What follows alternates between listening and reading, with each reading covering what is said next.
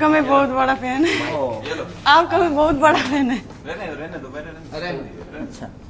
आपका मैं बहुत बड़ा फैन है। उस टाइम आप नेपाल आए थे मोलापुर में, बहुत दूर से आपको मिलने के लिए गए, रात को 10 बजे तक बैठा, फिर भी आपसे मिलने के नहीं मिला।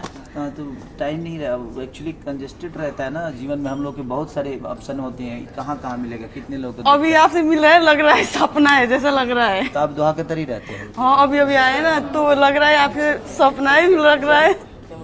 सपना आपसे नहीं, हकीकत। हकीकत आपका सारा गाना अच्छा लगता है। Thank you thank you thank you मैं भोजपुरी का बहुत बड़ा फैन हूँ। थैंक यू माया।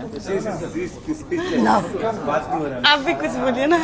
क्या बोलूँ, ये बहुत बहुत प्यारी है, इनका नाम माया है और ये मौलापुर से है, मोलापुर नेपाल बीरगंज से। बीरगंज से है ये।